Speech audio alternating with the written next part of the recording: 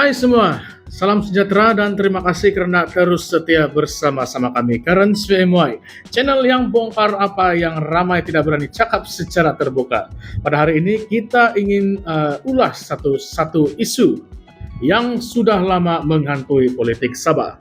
Ya betul, isu PTI, Pas Sementara Sabah PSS, dan bagaimana ia terus digunakan sebagai senjata politik untuk menjatuhkan lawan. Tetapi kali ini kita akan kupas lebih dalam, sebab nampaknya menjelang PRN Sabah yang akan datang, taktik lama sudah pun mula digunakan semula.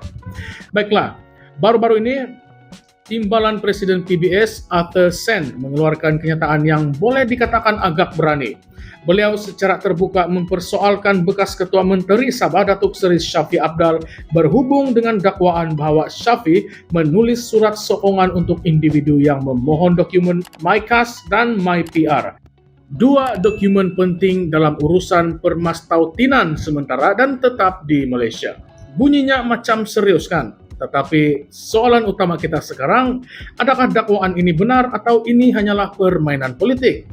Arthur mendakwa bahwa tindakan menulis surat sokongan ini menimbulkan persoalan besar dari segi integriti proses kelulusan dokumen permastautinan di negara kita.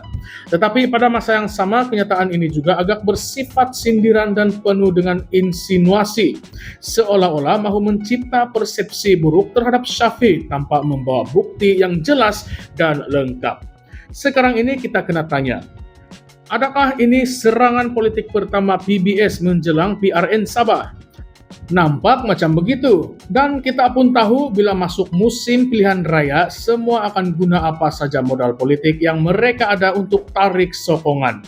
Tetapi dalam kes ini kita perlu tengok gambaran penuh dulu, dari awal sampai akhir sebelum kita buat kesimpulan. Kes yang dimaksudkan sebenarnya melibatkan seorang individu yang tidak memiliki kewarganegaraan, seorang yang kita cakap stateless person.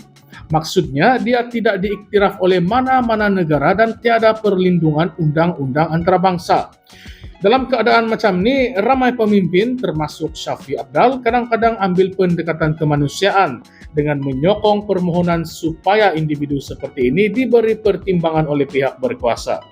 Tetapi surat sokongan itu bukan bermakna otomatik diluluskan ya, sebab proses sebenar masih dijalankan oleh jabatan kerajaan dan bukan ikut kepala pemimpin politik. Kalau kamu masih ingat, ini bukan kali pertama isu macam ini jadi panas. Ingatkah lagi Pas Sementara Sabah ataupun PSS? Ini pun satu cerita panjang yang penuh dengan kontroversi. PSS asalnya dicadangkan sebagai penyelesaian jangka panjang kepada isu dokumen palsu dan pelbagai status yang digunakan oleh pendatang asing di Sabah. Idea ini sebenarnya datang daripada cadangan Suruhanjaya Siasatan Diraja RCI mengenai Projek IC. Satu lagi topik sensitif yang tidak ramai berani sentuh. RCI itu bukan dibuat oleh warisannya, tetapi pada masa kerajaan sebelum ini. Dan PSS ini pula dikendalikan bawah Jabatan Imigresen dan bukannya Jabatan Pendaftaran Negara. Tujuannya adalah mudah, yaitu gabungkan dokumen-dokumen lama seperti IMM 13, kad burung-burung dan sijil banci kepada satu dokumen yang tunggal. IMM 13 ini dokumen yang digunakan sejak tahun 1970-an lagi untuk pelarian dari selatan Filipina. Tetapi bila PSS diumumkan oleh kerajaan warisan masa itu, terus dituduh macam-macam. Kononnya ingin memberikan IC kepada PTI, jual negara, gadai kedaulatan, dan macam-macam lagi lah tuduhan. Soalannya sekarang, betulkah atau tidak semua tuduhan itu? Atau rakyat Sabah sekali lagi jadi mangsa naratif yang sengaja dicipta untuk menakutkan mereka?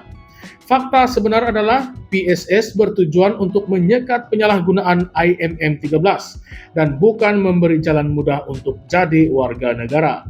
Tetapi apabila isu ini dimainkan dengan emosi dan sentimen perkauman serta identiti, ramai yang tidak sempat selidik. Akhirnya PSS dibatalkan dan sekarang IMM 13 masih lagi digunakan.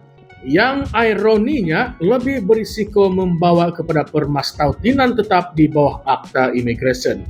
Jadi siapa yang sebenarnya melindungi PTI?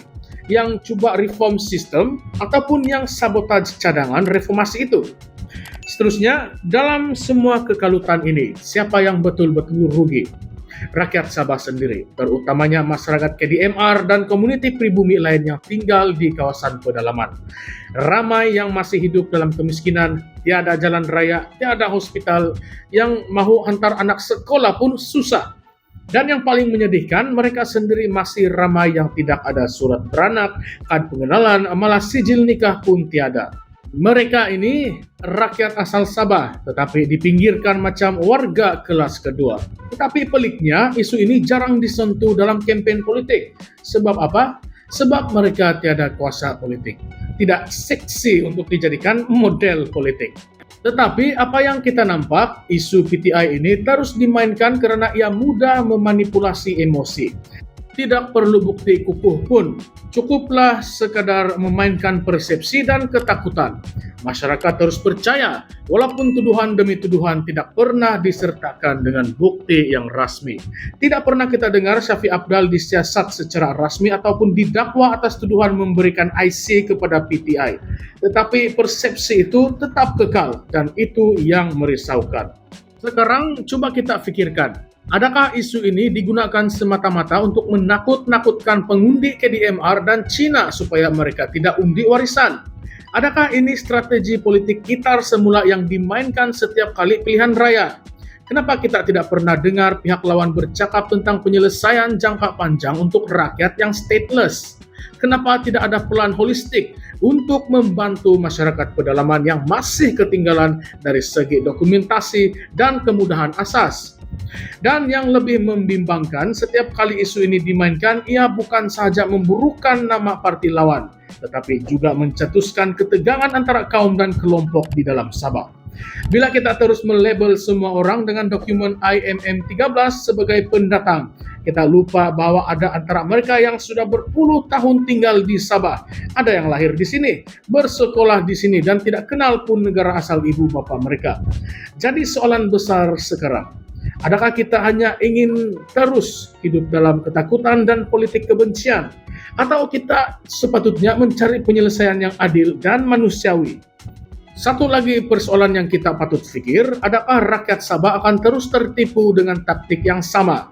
Atau PRN kali ini akan menjadi titik perubahan di mana rakyat mula buka mata dan bertanya, siapa sebenarnya yang memperjuangkan nasib kita? Siapa hanya yang pandai main isu? Sebab itu, penting untuk kita sebagai rakyat tidak telan bulat-bulat apa sahaja yang keluar dari mulut ahli politik. Dan kita kena soal, kita kena semak, kita kena tuntut fakta, bukannya emosi. Sebab akhirnya yang rugi bukan mereka, tetapi kita, rakyat yang biasa. Jadi kamu rasa macam mana? Betulkah warisan bersalah di dalam isu PTI ini? Atau ini semua permainan persepsi dan strategi untuk pecah belahkan pengundi? Patutkah kita memberi ruang untuk satu pendekatan baru yang lebih telus dan manusiawi dalam mengurus isu dokumen dan permastautinan di Sabah?